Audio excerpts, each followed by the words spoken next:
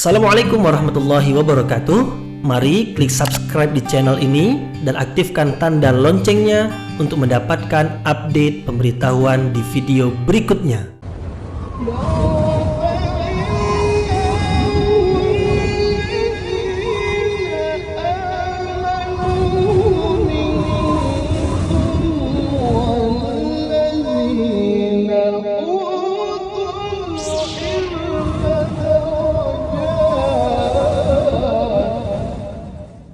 Alhamdulillahi Rabbil Alamin wa bihi nasta'inu ala umuri dunya wad-din nasta'inuhu wa nastaghfiruh wa na'udzu billahi min shururi anfusina wa min sayyiati a'malina faman yahdihillahu fala mudilla lahu wa man yudlil fala hadiya lahu ashhadu an la ilaha illallah wahdahu la syarika lahu wa ashhadu anna Muhammadan abduhu wa rasuluhu la nabiyya ba'dah, amma ba'd.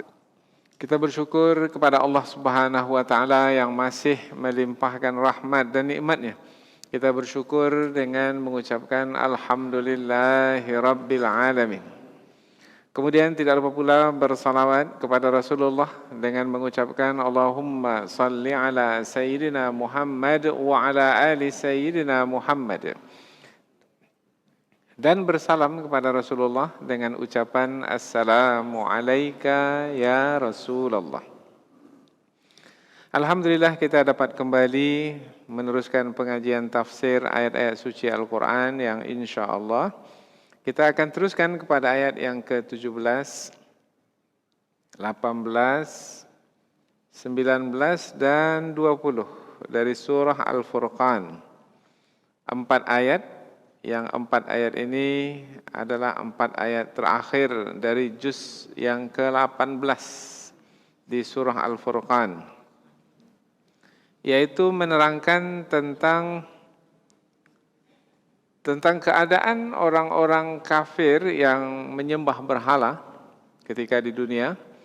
Keadaan mereka ketika di hari akhirat sangat terhina sekali, yaitu khususnya ketika Allah Subhanahu wa taala mengumpulkan orang-orang musyrik, orang-orang kafir yang menyembah selain Allah, seperti menyembah malaikat, menyembah jin, menyembah manusia seperti Nabi Isa dan Uzair, kemudian menyembah berhala.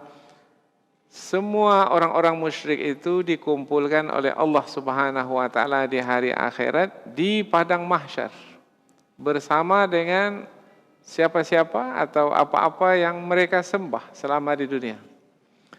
Kemudian ketika itu Allah bertanya kepada yang disembah oleh manusia selain Allah itu, apakah kamu yang memerintahkan manusia itu menyembah dirimu, atau manusia itu sendiri yang memilih kesesatan sehingga menyembah selain Allah Subhanahu wa taala, selainku? Ini apabila kita bawa kepada pertanyaan Allah kepada sesembahan yang disembah oleh manusia ketika di dunia. Apa jawaban sesembahan itu? Maha suci Engkau ya Allah. Kami ini adalah hamba-hambamu ya Allah, ciptaanmu, makhlukmu yang beriman kepadamu, mentauhidkanmu, yang menjadikanmu sebagai pelindung ya Allah.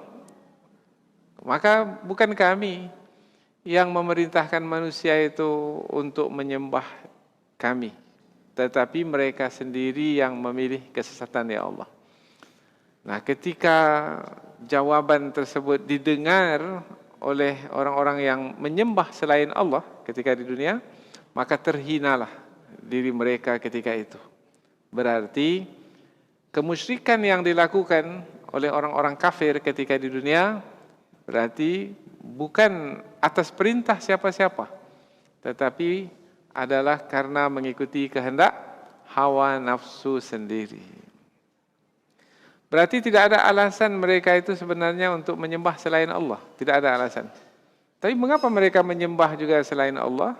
Boleh jadi karena kebodohan, atau boleh jadi karena keangkuhan dan kesombongan, yaitu mereka mewarisi kepercayaan tersebut dari nenek moyang mereka Kemudian mereka karena sombong tak mau diajar, tak mau dinasihati, tak mau diperingatkan, tak mau didakwahi, tak mau dibimbing, dibawa kepada kebenaran.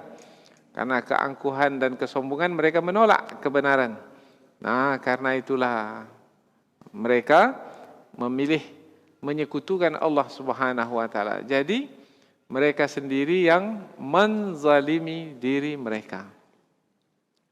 Kemudian Allah juga menyebut di dalam ayat ini jawaban dari yang disembah selain Allah itu, mengatakan bahwasanya mereka itu menyembah selain Allah, atau orang-orang musyrik, orang-orang kafir yang menyembah selain Allah adalah disebabkan karena Allah memberikan kesenangan kepada mereka dalam kehidupan dunia. Badan mereka disehatkan, akal mereka dicerdaskan, kemudian harta benda mereka dibanyakkan sehingga mereka menjadi kaya raya. Kemudian mereka tidak memerlukan Allah Subhanahu wa taala lagi dalam hidup. Karena mereka menganggap bahwasanya mereka bisa menjalani hidup dengan diri mereka sendiri. Mereka lupa Allah yang memberikan kenikmatan tersebut. Karena sebenarnya kenikmatan yang diterima oleh manusia bukan hasil usaha manusia itu sendiri, bukan. Kenikmatan yang diterima oleh manusia itu adalah pemberian dari Allah Subhanahu wa taala. Mestinya tidak melupakan Allah yang memberi pemberian tersebut. Tidak melupakan Allah maknanya mengingat Allah dengan mentauhidkan Allah. Siapa yang akan mentauhidkan Allah itu? Yang beriman kepada Allah lah yang akan mentauhidkan Allah. Orang yang kafir, orang yang musyrik akan menyekutukan Allah Subhanahu wa taala, maka mereka tidak bersyukur kepada Allah, mereka melupakan Allah. Allah yang memberi pemberian, selain Allah yang mereka syukuri. Berhala yang mereka syukuri, yang mereka puji, yang mereka sanjung. Maka mereka ini adalah orang yang telah gagal dalam ujian hidup. Ujian yang paling besar dalam hidup adalah beriman atau tidak beriman. Memilih untuk beriman atau memilih untuk tidak beriman. Karena ujian itu adalah pilihan. Yang berhasil di dalam ujian hidup yaitu yang memilih untuk beriman. Karena memang manusia diciptakan oleh Allah untuk beriman kepadanya. Tidaklah kuciptakan jin dan manusia melainkan untuk beribadah kepadaku. Maka apabila manusia beriman kepada Allah dengan beribadah, yang isi ibadah itu adalah mentauhidkan Allah, maka berhasil dalam ujian. Ujian. Rasul yang diutus adalah menjalani ujian. Yang paling berat menjalani ujian adalah Rasul. Karena tidak semua manusia yang disampaikan dakwah kepada mereka mau menerima kebenaran. Bahkan ada di antara mereka yang menolak kebenaran dengan kebencian dan permusuhan. Akhirnya para Rasul menghadapi ujian. Nah, orang-orang beriman, Rasul bersama dengan orang-orang yang mengikutinya, orang-orang beriman, menghadapi ujian dari orang-orang yang tidak beriman. Sebahagian manusia adalah ujian bagi sebahagian yang lainnya. Nah, jadi kita ini sekarang sedang diuji oleh Allah Subhanahu wa taala. Keberadaan orang-orang kafir di sekitar kita, keberadaan orang-orang yang angkuh, orang-orang yang sombong, orang-orang yang benci, orang-orang yang dengki terhadap kebenaran di sekitar kita, itu adalah ujian. Siapa yang berhasil dalam ujian?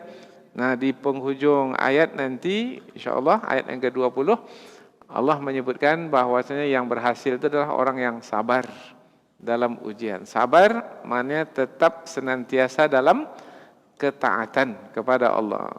Jangan balas keburukan dengan keburukan, tetapi balaslah keburukan dengan kebaikan. Apabila mereka mengkeji, mengolok, menghina, jangan balas dengan ejekan dan olok-olok pula, tapi balaslah dengan kata-kata hikmah yang isinya adalah kebenaran. Itulah dia dakwah yang sebenarnya dakwah. Inilah 4 ayat yang akan kita pelajari, yaitu sebagai muqaddimah atau ringkasan dari 4 ayat yang berkaitan dengan keadaan orang-orang kafir, orang-orang musyrik di hari akhirat kelak. Bahwasanya keadaan mereka itu sangat terhina sekali disebabkan karena mereka tidak punya alasan di hadapan Allah Subhanahu wa taala atas kesesatan yang mereka pilih ketika di dunia. Jadi tidak berdasar atau tidak memiliki dalil landasan dalam kesesatan tersebut. Seperti yang kita sebutkan tadi, mengapa mereka memilih kesesatan juga? Sebabnya adalah karena hawa nafsu. Karena hawa nafsu. Kalau disebut karena syaitan, ya syaitan yang masuk melalui hawa nafsu manusia. Apabila disebut karena hawa nafsu, maka seperti yang kita sebutkan tadi, yaitu kaitannya dengan kebodohan, kelalaian, keangkuhan, kesombongan, kebencian, kedengkian, dan seterusnya. Dan mereka adalah orang-orang yang gagal di dalam hidup. Siapa orang yang berhasil dalam ujian hidup? Yaitu orang-orang yang memilih kebenaran dengan beriman kepada Allah, beriman kepada kitab suci yang Allah turunkan, beriman kepada Rasul yang diutus oleh Allah Subhanahu wa taala, beriman kepada hari akhirat, hari pembalasan. Dengan demikian, maka mereka adalah orang-orang yang berhasil dalam ujian hidup, maka akan mendapatkan keberuntungan yang besar, mulai dari kematian hingga di alam barzah, hingga dibangkitkan, hingga dimasukkan ke dalam syurga. Inilah 4 ayat yang akan kita pelajari insya-Allah. Sebagaimana biasa, kita akan membaca ayat terlebih dahulu. Setelah itu kita barulah menerjemahkannya kata per kata. Kemudian barulah kita membahaskan tentang penjelasan yang lebih panjang yang kita sebut sebagai tafsir. Allah Subhanahu wa taala berfirman, A'udzu billahi minasyaitonir rajim. Bismillahirrahmanirrahim. Wa yauma yahsyuruhum wa ma ya'buduna min dunillah fayaqulu a antum adlaltum ibadi haula am hum dhallus sabil. Qalu subhanaka ma kana yanbaghi lana an nattakhidha min dunika min awliya walakin matta'tahum wa aba'ahum hatta nasu dzikra wa kanu qauman bura. فقد كذبوكم بما تقولون فما تستطيعون صرفا ولا نصرا ومن يظلم منكم نذقه عذابا كبيرا وما أرسلنا قبلك من المرسلين إلا إنهم ليأكلون الطعام ويمشون في الأسواق وجعلنا بعضكم لبعض فتنة أتصبرون وكان ربك بصيرا.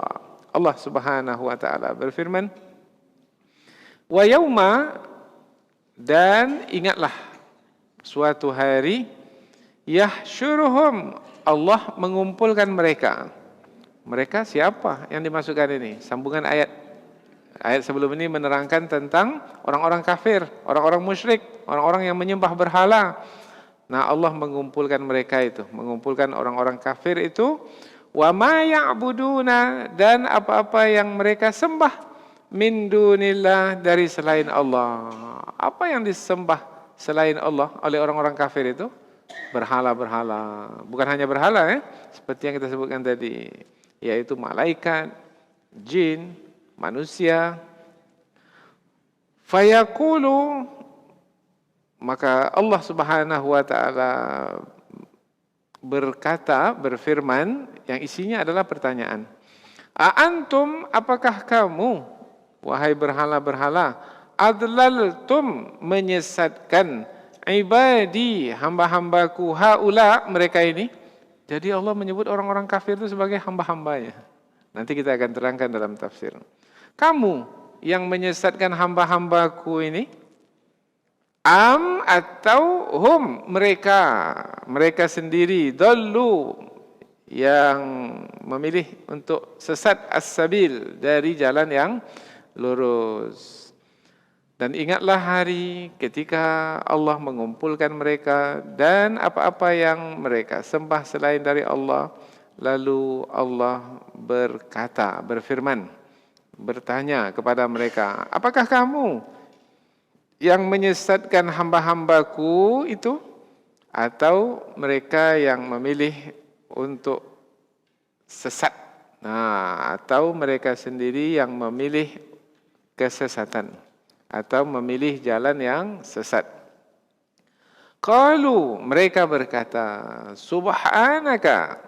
Mereka menjawab. Mereka siapa? Tadi siapa yang ditanya oleh Allah Subhanahu wa taala? Berhala-berhala, yaitu sesembahan selain Allah. Mereka itu menjawab, subhanak, maha suci engkau ya Allah. Maka yang bagi lana, tidak patut bagi kami an nattakhidha, untuk mengambil min dunika, dari selainmu, min aulia, pelindung-pelindung. Kami semua ya Allah adalah yang beriman kepadamu, menjadikanmu sebagai Tuhan, menjadikanmu sebagai pelindung, menjadikanmu sebagai yang kami sembah. Jadi apabila kami menyembahmu ya Allah, mentauhidkanmu, maka mana mungkin kami menyuruh manusia pula untuk menyembah kami. Kami saja menyembahmu ya Allah. Mana mungkin kami menyuruh manusia pula untuk menyembah kami. Walakin, akan tetapi, matta'tahum, engkau berikan kesenangan kepada mereka, wa aba'ahum, dan juga nenek moyang mereka, hatta, sehingga nasu, mereka melupakan az-zikra, untuk mengingatmu. Oh, jadi ada dua yang disebut di sini ini, yaitu kesenangan dan lupa. Kesenangan, Allah beri kesenangan kepada manusia, karena kesenangan itu manusia menjadi lupa mengingat Allah, lupa memuji Allah, bersyukur kepada Allah.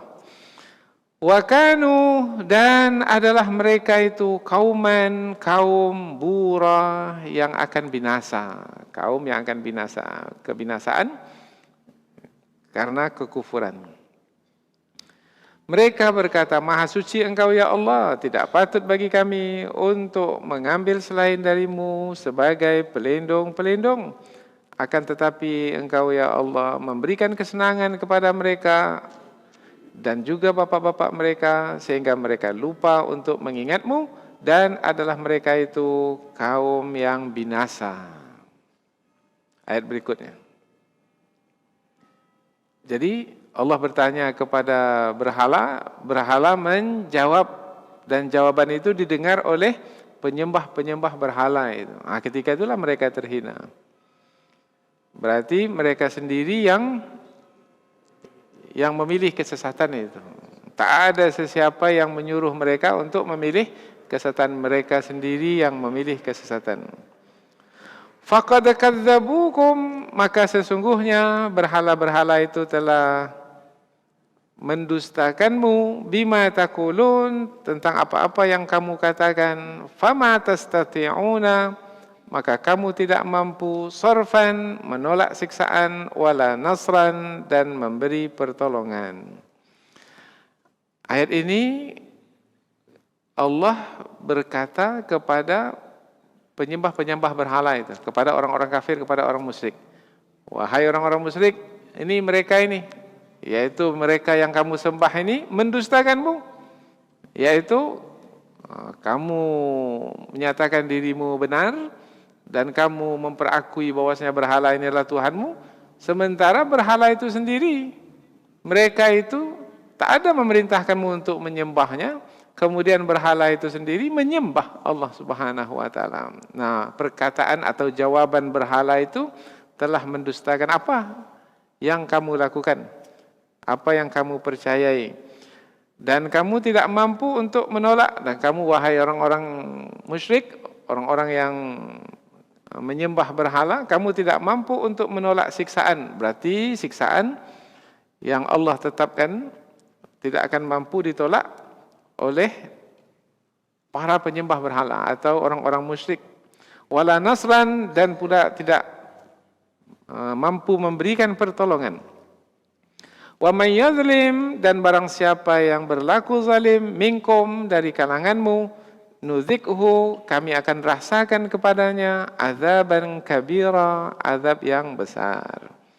Ayat ini ayat ancaman, dan sekaligus ayat ini merupakan ayat yang mendatangkan rasa takut kepada mereka. Barang siapa yang berlaku zalim dari kalanganmu, kezaliman yang dilakukan oleh orang-orang kafir itu apa? Kezaliman yang paling besar yang mereka lakukan, yaitu menyekutukan Allah. Menyekutukan Allah adalah kezaliman yang paling besar. Maka Allah akan merasakan kepada orang-orang kafir, orang-orang musyrik itu azab yang besar. Maka ayat ini adalah ayat ancaman yang menakutkan. Wa ma arsalna, dan tidaklah kami mengutus qablaka, sebelummu. Ayat ini diarahkan pula kepada Nabi Muhammad. Kalau tadi kepada penyembah berhala, orang-orang musyrik, ayat ini pula diarahkan, ditujukan kepada Nabi Muhammad. Allah berbicara, Allah berfirman kepada Nabi Muhammad, wahai Muhammad, wa ma arsalna qablaka, tidaklah kami mengutus sebelummu, minal mursalin, dari kalangan rasul-rasul, illa, kecuali, innahum, sesungguhnya mereka, la ya'kuluna, sungguh mereka itu makan at-ta'am, makanan, memakan makanan, wa yamshuna, dan berjalan fil aswaq, di pasar-pasar. Maknanya mereka yang diutus sebelummu wahai Muhammad dari kalangan rasul-rasul sama seperti kamu, yaitu manusia biasa. Mereka memakan makanan, mereka berjalan di pasar-pasar. Wa ja'alna ba'dakum, dan kami jadikan sebahagian mereka, li ba'din, atas sebagian yang lain, fitnah, sebagai ujian. Yaitu Rasul dan orang-orang yang mengikuti Rasul merupakan ujian bagi orang-orang yang memusuhi Rasul. Orang-orang yang memusuhi Rasul adalah ujian bagi Rasul dan orang-orang yang bersama dengan Rasul. Nah, inilah ujian. Sampai kapan ujian seperti ini? Sampai mati. Nah, sampai mati, sampai kiamat ya. Sampai kita mati, dan terus kalau kita mati, ujian itu masih berlaku bagi orang yang masih hidup sampai dunia kiamat. Wa kana rabbuka, dan adalah Tuhanmu wahai atasbirun, maka apakah kamu sabar? Wa kana rabbuka, dan adalah Tuhanmu wahai Muhammad, basira, maha melihat apa yang kamu kerjakan dan apa yang mereka lakukan. Dan tidaklah kami mengutus rasul-rasul sebelummu, kecuali sesungguhnya mereka itu memakan makanan dan berjalan di pasar-pasar, dan kami jadikan sebahagian kamu atas sebahagian yang lain ujian, sebagai ujian. Maka apakah kamu akan sabar? Dan adalah Tuhanmu maha melihat apa yang kamu kerjakan. Jadi dari 4 ayat yang kita baca tadi, kemudian kita terjemahkan pula ke bahasa kita, maka kita dapatlah mengetahui bahwasanya keempat ayat yang akan kita pelajari ini menerangkan tentang peristiwa nanti yang akan terjadi di hari akhirat. Nah, sekarang belum lagi terjadi ini, karena kejadian ini adalah kejadian yang akan berlaku nanti ketika Allah mengumpulkan para penyembah berhala itu dengan berhala-berhala yang mereka sembah di satu tempat.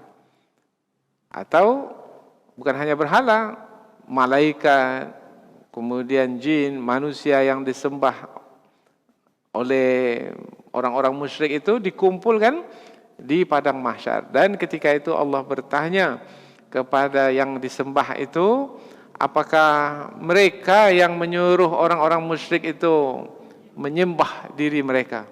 Nah, mereka yang disembah itu menjawab, tidak ya Allah, kami pun menyembahmu ya Allah. Maka tak akan mungkin kami pula memerintahkan manusia untuk menyembah kami. Maka ketika itu terdiam dan terhinalah orang-orang yang menyembah berhala, karena tidak ada alasan sebenarnya mereka untuk menyembah berhala itu, untuk menyembah selain Allah.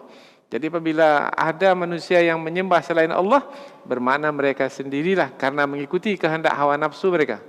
Karena mewarisi kepercayaan sesat dari para pendahulu mereka.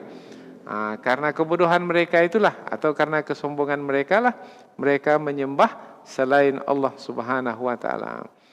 Kemudian Allah juga memberikan jawaban, karena orang-orang yang menyekutukan Allah, orang-orang kafir itu sombong. Tidak mau menerima kerasulan Nabi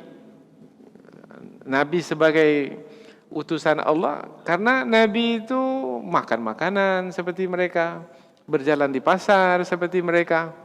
Sebelum ini sudah diterangkan, mereka menghendaki Rasul yang diutus itu adalah yang tidak memakan makanan lagi, seperti malaikat.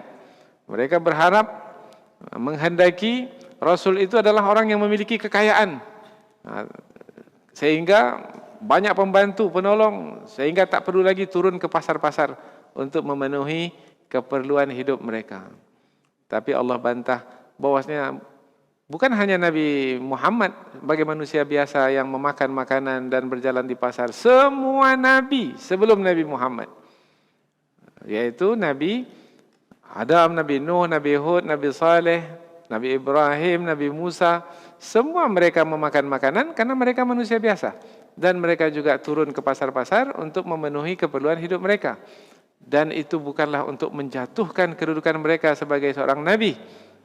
Mereka adalah manusia biasa, kemudian sebagai manusia biasa, mereka menjadi contoh bagi manusia lainnya dan tidak susah bagi manusia untuk mencontohnya karena Nabi yang diutus itu adalah manusia yang sama seperti mereka. Mereka makan, Nabi makan. Nabi makan, mereka juga makan. Mereka ke pasar, Nabi ke pasar. Nabi ke pasar, mereka juga ke pasar. Sama.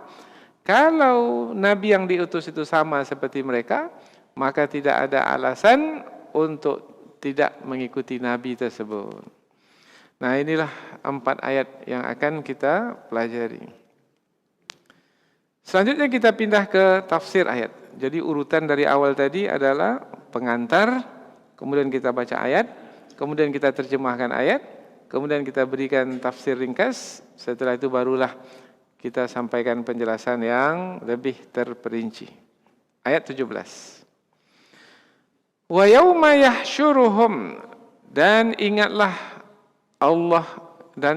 hari ketika Allah mengumpulkan mereka, dan ingatlah ketika hari Allah mengumpulkan mereka. Bermakna hari yang dimaksudkan adalah hari akhirat. Hari akhirat itu sudah terjadi sekarang? Belum. Tetapi meskipun belum terjadi sekarang, Allah telah memberitahukan apa yang akan terjadi nanti di hari akhirat, yaitu Allah mengumpulkan para penyembah berhala itu dengan apa yang mereka sembah itu di satu tempat, yaitu di padang mahsyar. Dan mengapa Allah menceritakan tentang peristiwa hari akhirat itu sekarang dalam Al-Quran kepada Rasulullah dan menyampaikannya kepada manusia? Supaya menjadi pelajaran. Jangan sampai ini kan peristiwa yang buruk ini, yaitu orang-orang yang menyembah berhala itu nanti akan terhina karena tidak memiliki alasan dalam menyembah berhala. Maka menjadi pelajaran pada hari ini, peringatan jangan sampai terhina pula seperti orang-orang musyrik terhina nanti di hari akhirat. Jadi peringatan itu sudah diberikan sekarang. Maka tidak ada lagi nanti, jangan ada yang menyalahkan Allah Ta'ala. Ada kami diberi peringatan ketika ada diberi peringatan, tetapi tidak mau mendengarkan peringatan. Ini peringatannya sekarang nih, sudah ada. Dan ingatlah, berarti ambillah peringatan.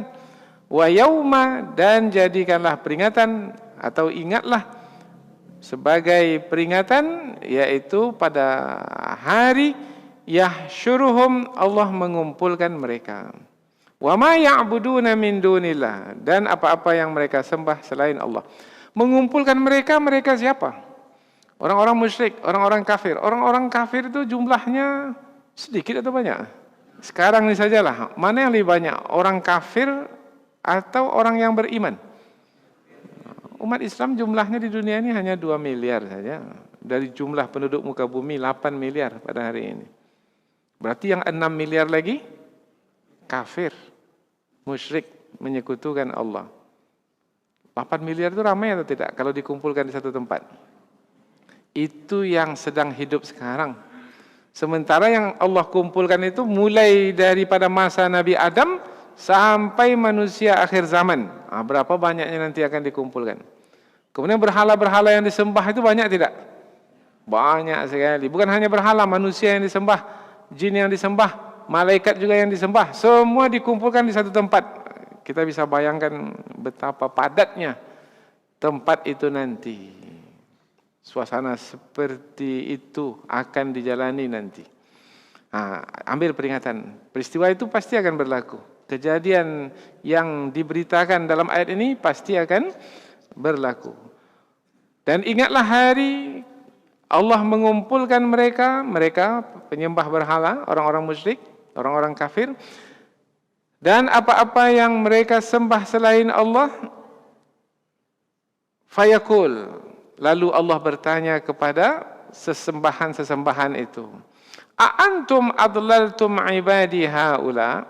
Apakah kamu yang menyesatkan hamba-hambaku? Menyesatkan maknanya yang membawa untuk menyekutukanku. Apakah kamu yang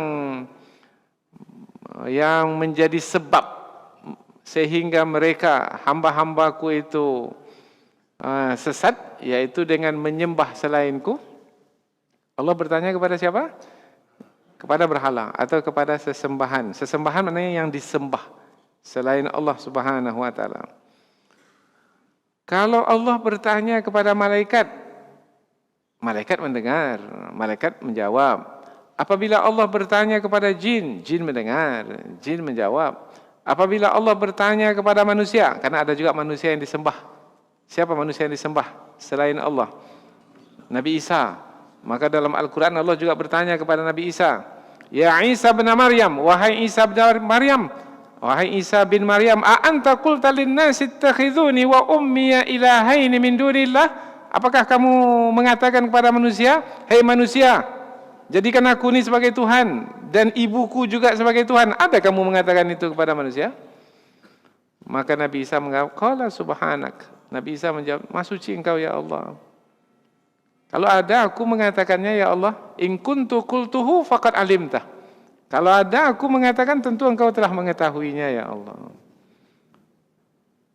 Sebenarnya Allah mengetahui tidak bahwasanya orang-orang musyrik itu tersesat memang karena mereka sendiri yang memilih kesesatan? Tahu. Tapi mengapa Allah bertanya juga lagi? Mengadili, untuk menghinakan orang-orang yang menyembah berhala itu dengan jawaban sesembahan itu, bahwasanya yang mereka sembah, yang mereka puji, yang mereka sanjung, yang mereka muliakan, yang mereka tundukkan kepala kepada berhala itu ketika dunia, rupanya berhala itu pun berlepas diri dari mereka, mengingkari apa yang mereka lakukan, tidak bersetuju dengan apa yang mereka lakukan. Ketika itu mereka menjadi terhina. Jadi sebenarnya Allah bertanya kepada berhala itu adalah bukan untuk mengetahui alasan, tidak, untuk menghinakan orang-orang yang menyembah berhala, yaitu mereka yang tidak menggunakan akal fikiran, orang yang mengikuti kehendak hawa nafsu, disebabkan karena kebodohan atau karena apa lagi tadi? Kesombongan.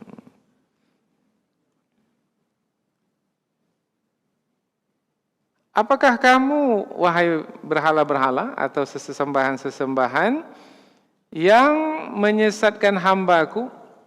Hambaku, Allah menyebut penyembah berhala itu hambanya. Sementara perkataan hamba ini sebenarnya dipakaikan kepada siapa sebenarnya? Kepada orang-orang beriman. Tapi mengapa dalam ayat ini Allah bertanya kepada berhala atau pada sesembahan itu, apakah kamu yang menyesatkan hamba-hambaku? Bermana Allah memperakui penyembah berhala itu hambanya. Jawabannya adalah dari sisi bahasa. Bahwasanya kata hamba itu maknanya adalah yang tunduk dan patuh. Hamba itu maknanya yang tunduk dan patuh. Ada hamba manusia, hamba sahaya, budak belian. Itu adalah yang tunduk dan patuh kepada tuannya. Tuannya panggil, sini, dia datang. Pergi sana, dia menjauh.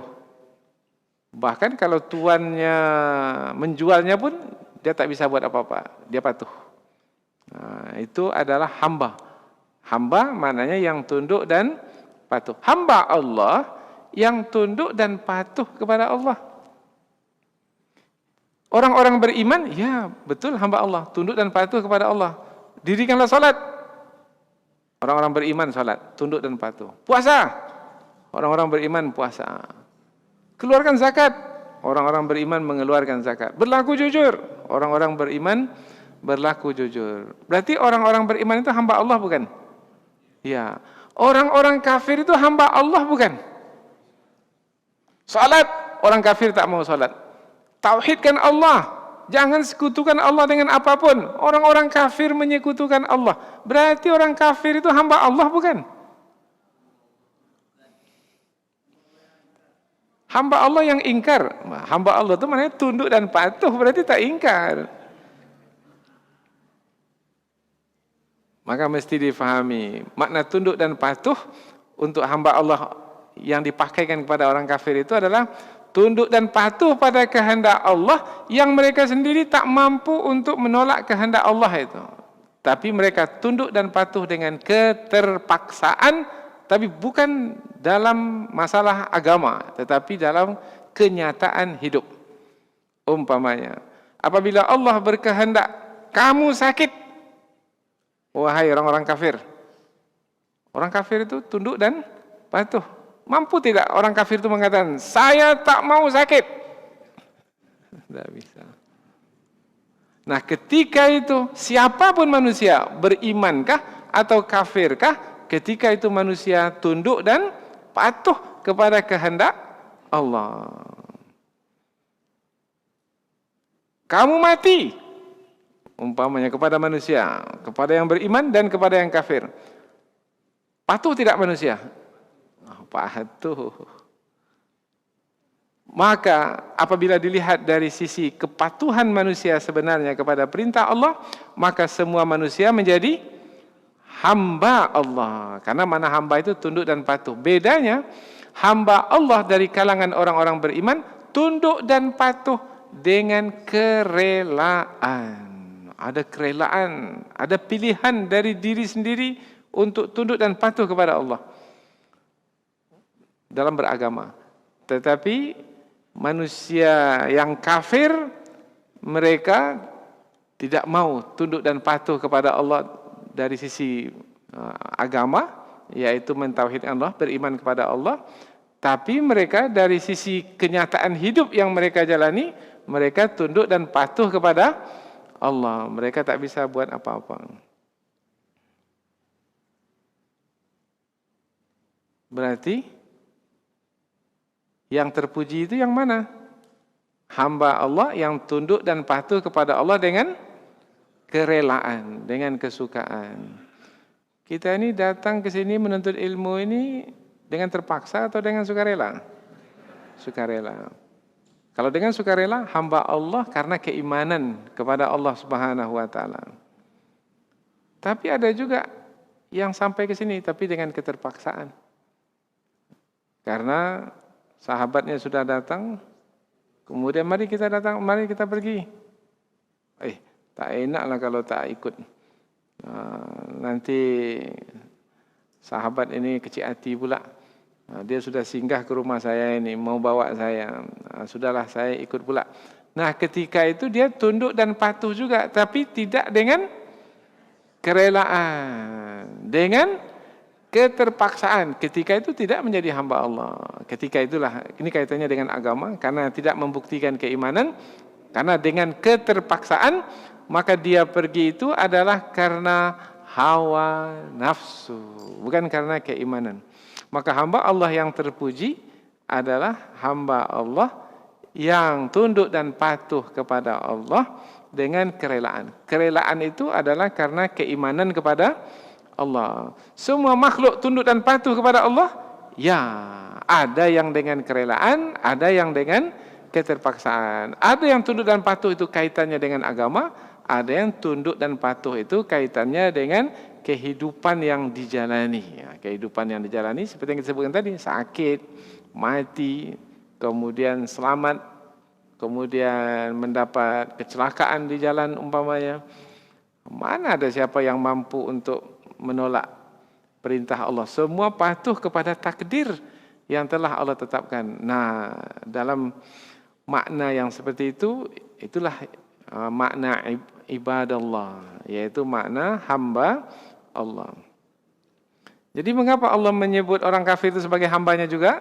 Karena orang kafir itu adalah juga tunduk dan patuh kepada Allah dalam menjalani hidup, tetapi tidak dalam menjalani hidup beragama, tapi dalam menjalani hidup kehidupan duniawi, kehidupan yang ia jalani di dunia ini. Apakah kamu yang menyesatkan hambaku itu, atau mereka yang memilih tersesat, memilih jalan yang sesat? Apakah mereka yang memilih jalan yang sesat? Allah yang bertanya. Sebenarnya Allah sudah tahu jawabannya? Sudah. Jawaban yang sebenarnya yang mana ini? Yang pertama atau yang kedua? Yang kedua. Kembali lagi, mengapa Allah membuat pertanyaan sedemikian? Sebenarnya untuk didengar oleh siapa? Oleh orang yang menyembah berhala itu, oleh orang-orang musyrik itu, sehingga mereka menjadi terhina. Qalu, mereka berkata, sesembahan itu berkata sebagai jawaban kepada pertanyaan Allah, Subhanak, maha suci engkau ya Allah, makana yanbaghi lana an nattakhidha min dunika min awliya. Tidaklah layak bagi kami, tidaklah patut bagi kami untuk mengambil selainmu sebagai pelindung-pelindung. Pelindung yaitu yang menghindarkan dari keburukan, menghindarkan dari kecelakaan. Pelindung. Siapa pelindung yang sebenarnya pelindung? Allah Subhanahu wa taala.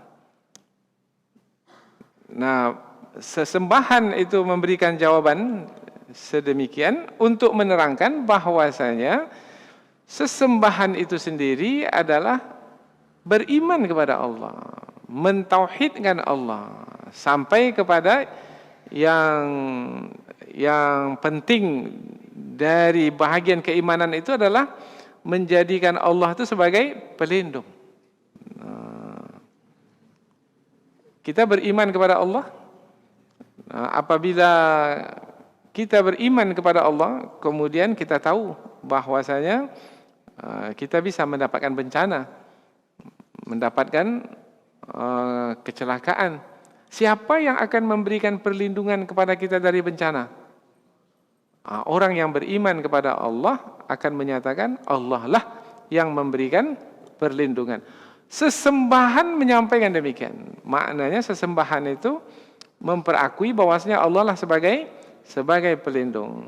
Sementara penyembah berhala itu ketika menyembah berhala ketika di dunia, mereka memiliki kepercayaan yang memberikan perlindungan kepada mereka siapa?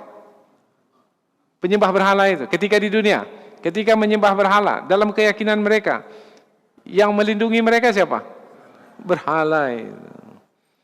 Maka mereka pergi ke tempat ibadat, di situ ada berhala, kemudian mereka menundukkan badan, kepala di depan berhala, kemudian meminta kepada berhala supaya melindungi mereka. Lindungilah kami wahai berhala, supaya kami tetap sehat walafiat. Lindungi kami dari penyakit, dari wabah yang sekarang ini berleluasa. Lindungi kami wahai berhala dari gempa yang akan membinasakan. Lindungilah kami wahai berhala dari krisis ekonomi dan politik yang menimpa kami ini. Ke berhala mereka pergi meminta perlindungan. Berhala itu pula nanti menjawab, bahwasanya berhala itu menjadikan Allah sebagai pelindung, bukan selain Allah. Maka orang yang menyembah berhala itu menjadi terhina. Alangkah bodohnya, ini bahasa yang lainnya, perbuatan mereka ketika di dunia, yaitu menyembah berhala, yang berhala itu meminta perlindungan kepada Allah. Berhala itu minta perlindungan kepada Allah, mereka pula menyembah berhala yang meminta perlindungan kepada Allah. Yang cerdas sebenarnya adalah meminta perlindungan langsung kepada Allah. Faham ya? Ya.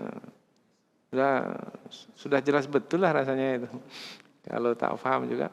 Sekarang kita bawa kepada siapa yang minta perlindungan biasanya untuk terhindar dari niat atau rencana jahat orang lain umpamanya. Dukun.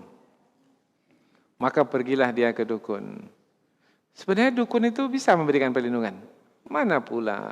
Nanti dukun itu pun ditanya, "Hei dukun, apakah kamu yang menyesatkan manusia dari jalan Allah?" Kata dukun, dia sendiri yang sesat ya Allah.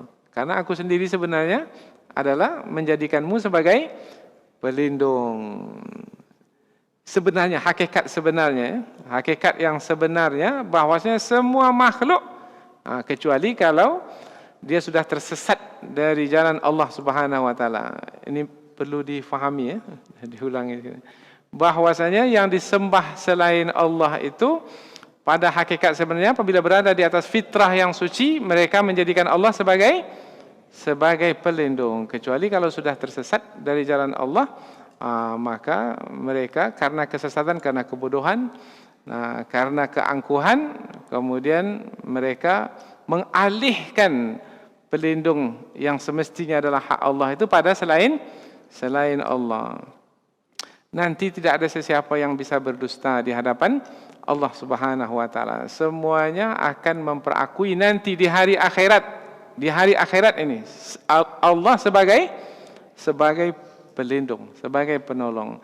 Tapi ketika di dunia ini manusia karena kebodohan, karena kelalaian, karena kesombongan, ini diulang berkali-kali supaya paham ya.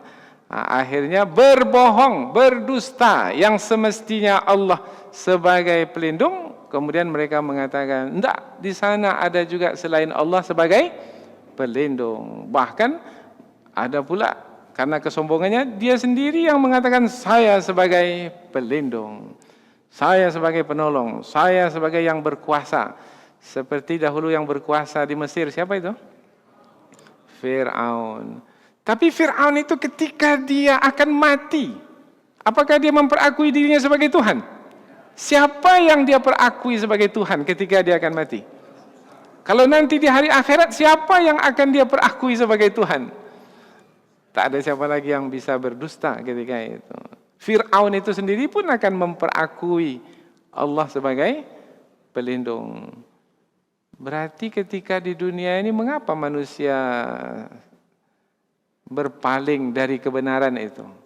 Oh, rupanya ada kesenangan dunia. Ini nanti di ayat yang ke-20.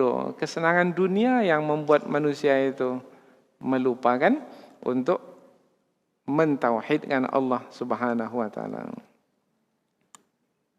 Nah, ini jawabannya. Maka berkatalah sesembahan itu dalam jawabannya, walakin matta'tahum, akan tetapi engkau ya Allah memberikan kesenangan kepada mereka ketika di dunia ini, wa aba'ahum, dan nenek moyang mereka, hatta nasu dzikra, sehinggalah mereka melupakan untuk mengingatmu ya Allah, wa kanu qauman bura, dan adalah mereka kaum yang binasa, yang celaka. Kecelakaan adalah ketika satu kaum itu berpaling dari Allah Subhanahu wa taala. Nah, Allah sampaikan kepada penyembah-penyembah berhala ini di hari akhirat ini. Jadi ada dua keadaan yang mesti kita pahami. Ada keadaan di dunia, ada keadaan di hari akhirat. Nah, ketika di hari akhirat, faqad kadzdzabukum, sesungguhnya mereka telah mendustakanmu, hai para penyembah berhala. Nih, sesembahanmu yang kamu sembah ini telah mendustakan apa yang kamu lakukan dahulu ketika dunia. Yaitu kamu menyembah mereka menyembah berhala, dan mereka pula mengatakan mereka tak ada memintamu untuk menyembah mereka. Fama tastati'una sarfahu wala nasra, maka kamu tak mampu untuk menolak siksaan dan juga tidak mampu untuk memberikan pertolongan. Ketika itu terhina sekali para penyembah berhala karena tak bisa lagi berbuat apa-apa. Jalani ajalah siksaan yang akan ditetapkan ke atas mereka.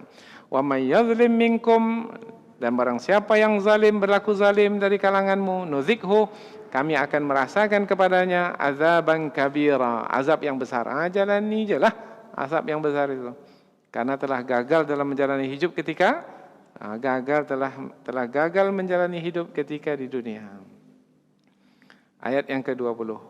Ayat ini menerangkan sebagai jawaban, ayat jawaban ke atas keangkuhan, kesombongan orang-orang yang menolak kerasulan Nabi dari kalangan manusia, termasuk menolak kerasulan Nabi Muhammad, yang Nabi Muhammad adalah manusia biasa. Nabi Muhammad makan seperti mereka makan. Nabi Muhammad ke pasar seperti mereka ke pasar. Karena keangkuhan dan kesombongan, kami tak maulah Rasul dari kalangan manusia sama seperti kami. Maka diberikan jawaban di ayat yang ke-20 ini, yaitu kalau mereka menolak Nabi Muhammad sebagai Rasul, mereka mestinya juga menolak Rasul-Rasul sebelum Nabi Muhammad. Apa sebab? Sebab Rasul-Rasul sebelum Nabi Muhammad juga sama seperti Nabi Muhammad, memakan makanan dan juga berjalan di pasar-pasar. Tapi mereka tak pula menolak kerasulan Nabi Ibrahim. Tidak pula menolak kerasulan nabi-nabi yang lain.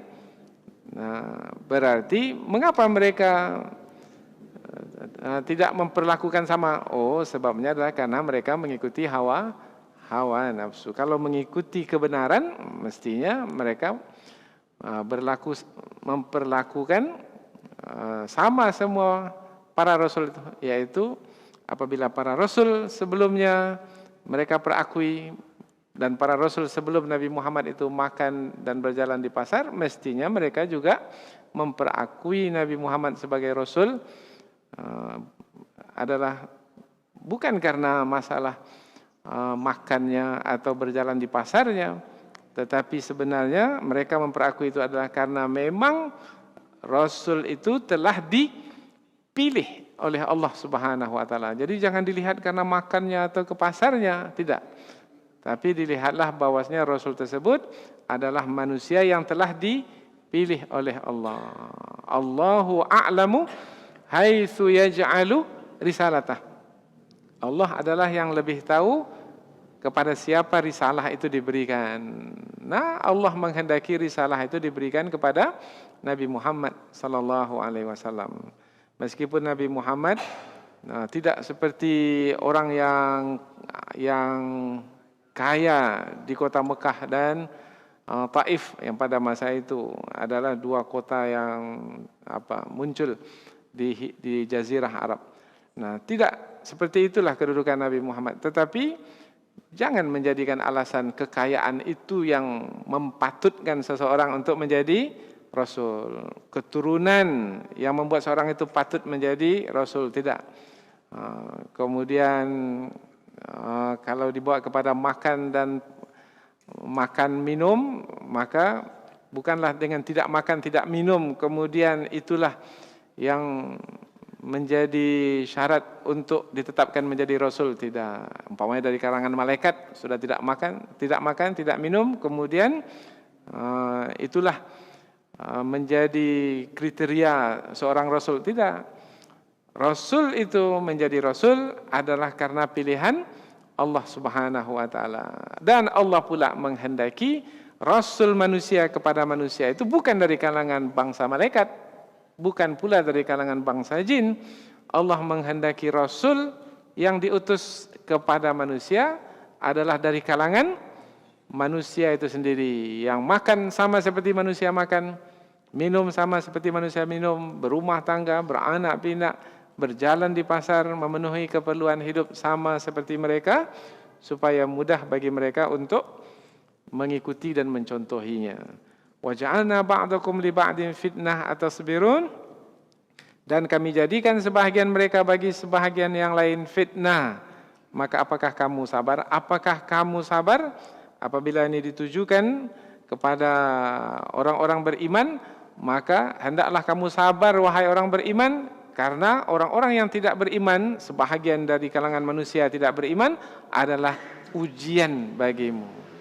Nah, kalau ditujukan kepada orang kafir, maka orang-orang beriman itu adalah ujian bagi orang kafir. Apakah mereka mau menerima dakwah, nasihat, peringatan, bimbingan, tuntunan dari orang-orang beriman? Ujian bagi mereka untuk beriman atau tak beriman.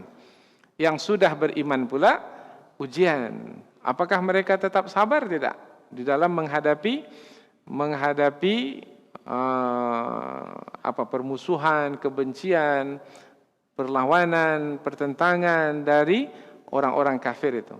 Ayat ini adalah ayat yang menghibur orang-orang beriman bahwasanya mereka mestilah sabar dalam menjalani kehidupan berhadapan dengan orang-orang kafir, karena orang-orang kafir itu adalah sebagai ujian yang apabila mereka sabar akan menghantarkan kepada keberhasilan, kesuksesan dalam hidup ini. Sukses dalam hidup ini yaitu sabar, yang dengan sabar itu tetap dalam keimanan, dalam ketaatan, tetap bersungguh-sungguh menghadapi orang-orang kafir sampai ke penghujung usia, sampai ajal tiba. Wa kana rabbuka basira, dan adalah Tuhanmu wahai Muhammad Maha melihat apa yang kamu kerjakan, yaitu dalam berdakwah kepada orang-orang kafir. Apa yang kamu kerjakan?